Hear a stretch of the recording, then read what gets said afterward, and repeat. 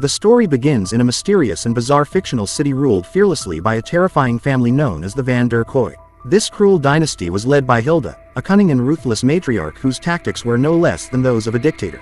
Alongside her stood her deceitful brother Gideon, her manipulative sister Malini, and Malini's greedy and merciless husband, Glenn. Raising a voice against this family was as good as embracing death. Anyone who dared to resist was crushed without mercy, like an insect. To keep their reign of terror alive in the hearts of the people, they performed a horrific annual ritual known as the culling, in which 12 revolutionaries were selected and executed publicly in the most brutal way imaginable. The story then shifts to a young and innocent boy named Boy, who lived a simple but happy life with his mother and beloved sister, Mina. The bond between the siblings was incredibly strong. They would spend hours playing video games together. But one day, the wicked gaze of the Kooi family fell upon their peaceful life, and they were taken captive. On the day of the culling ceremony, Boy's mother and sister were savagely killed right in front of his eyes. After that, Boy was subjected to bizarre and excruciating tortures. His tongue was cut out, and he was hung upside down from a tree. Believing his end had come, Boy prepared for death. But just then, a mysterious martial arts warrior, known only as Shaman, arrived and saved him. Later, Boy learned that Shaman was an old friend of his mother and an ally of the revolutionaries. Shaman took him under his wing and began to raise him like his own. Each day, he subjected Boy to intense martial arts and guerrilla warfare training. Boy threw himself into the training, building both physical and mental strength, because now his life had only one purpose: to destroy Hilda and avenge the deaths of his mother and sister. As part of his brutal regimen, he had to eat insects and practice breathing underground using only bamboo tubes. Being deaf and mute, Boy also mastered the art of lip reading, so he could understand conversations without a sound. Through it all, Mina's memories haunted him daily. She had always been his strongest support. But Shaman repeatedly told him to forget the past and focus solely on his mission. Though Boy tried hard to let go, Mina's memories never left him. He would often see her and even talk to her. Over the years, he grew into a powerful young man. One day during training, he went head-to-head with Shaman, and from the strength and skill he displayed, it looked like he was finally going to defeat him. But just then, he caught another glimpse of Mina, and it distracted him. Shaman took advantage of that moment, brought him down, and angrily declared, "You're still not ready." One day, Boy and Shaman went to a nearby town, where they came across a sweet and innocent girl selling flowers on the roadside. With a gentle smile, the girl handed Boy a beautiful flower, and for a brief moment, holding it in his hands, he felt a rare sense of peace and a glimpse of true humanity. But that peace was short-lived, as government soldiers suddenly stormed the area and began rounding up innocent civilians. It was soon revealed that they were looking for sacrificial victims for the upcoming culling ceremony.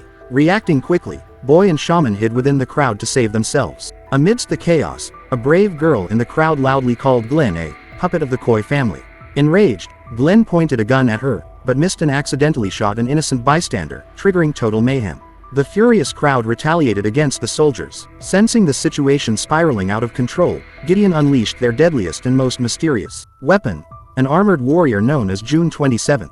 As soon as June 27th arrived, she ruthlessly slaughtered all the attackers, sparing only 6 survivors. Witnessing this massacre brought back the terrifying memories of Boy's childhood, and that very night, he swore to kill Hilda during the ceremony. Shaman tried multiple times to explain that he still wasn't ready, but Boy refused to listen and set off on his mission alone. He secretly hid inside the trunk of Glenn's vehicle, where a decaying corpse already lay. After some time, Glenn and Gideon arrived at a secret warehouse, only to face Malini's wrath. She was furious because the public chaos they had caused left them short of the 12 required victims for the ceremony. Gideon and Glenn began blaming each other, but Malini coldly ordered them to grab any 6 people off the streets.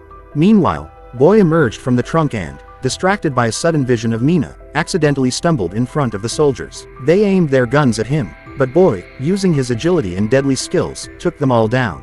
However, as more soldiers kept arriving, he had no choice but to flee. While escaping, he met a prisoner named Basho, who promised to help him kill Hilda if he freed him.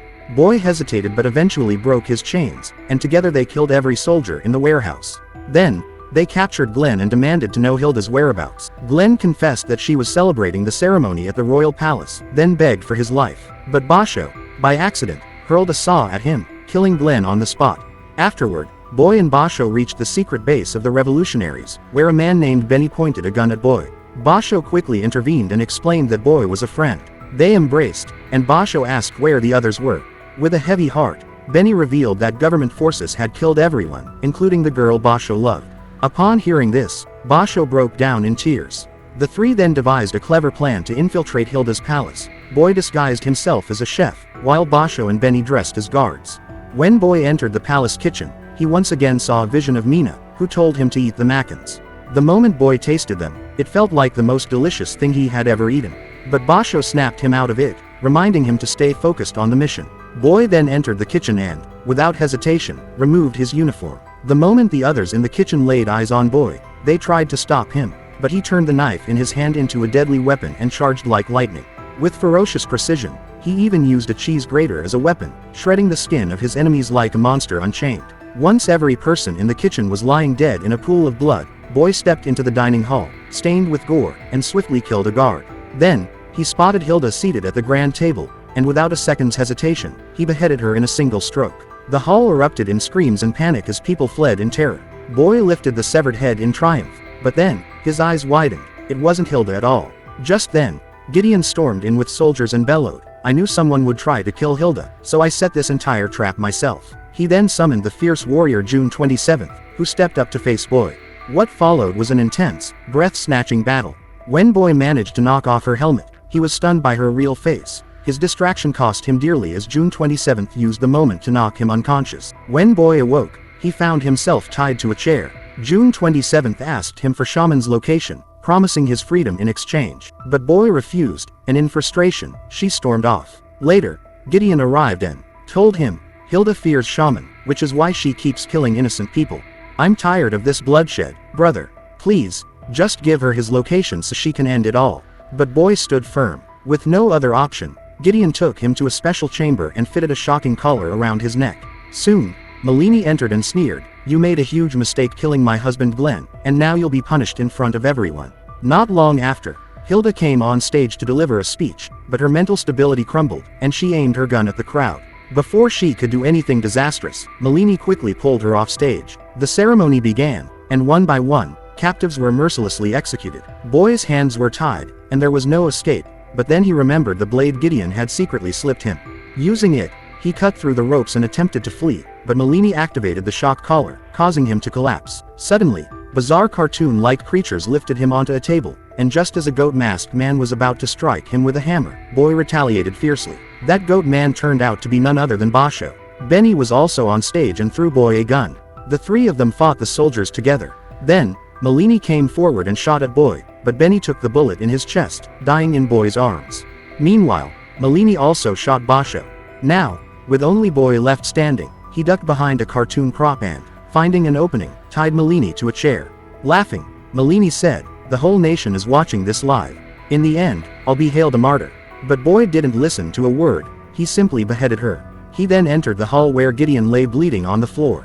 With his final breaths, Gideon confessed, "I betrayed her, so Malini shot me." Well, Gideon handed Boy a special key that would lead him to the bunker where Hilda was hiding. Boy was just about to kill Gideon when he suddenly saw Mina appear, stepping closer to stop him. She reminded him that it was Gideon who had helped him when the entire world had turned against him.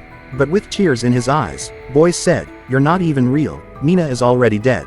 As soon as he said that, Mina vanished into smoke, and Boy mercilessly killed Gideon. He then headed for the bunker, where Hilda appeared on the door screen and warned, "If you enter, you'll be killed for nothing."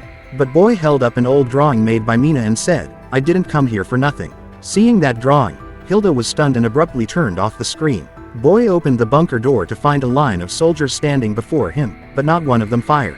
June 27th stepped forward and said, "Hilda is waiting for you." As Boy walked in, he saw a massive portrait of the Koi family, and to his shock, he was in the picture. His skin crawled as a whirlwind of forgotten memories flooded his mind, revealing the truth. Hilda was his mother. She then appeared and hugged him, saying she had been searching for him for years. A flashback revealed that many years ago, Boy had been part of the royal family, and Hilda herself had handed him a gun to eliminate Shaman and his family. But out of fear, Boy shot Shaman's wife and daughter and fled. Shaman had chased him into the forest, found him, and erased all his memories using dark rituals, convincing Boy that Hilda had killed his family. He even cut Boy's tongue and made him deaf to turn him into a pawn who would one day exact revenge on Hilda. Now the truth came out. June 27th was actually Boy's sister, Mina. When their eyes met, both of them were filled with tears. Hilda asked Boy for Shaman's location so she could finish her long-awaited revenge. But Boy still refused to betray Shaman. Enraged, Hilda ordered June to kill her own brother. June picked up an axe, but as childhood memories came rushing back, she turned on Hilda instead and killed her.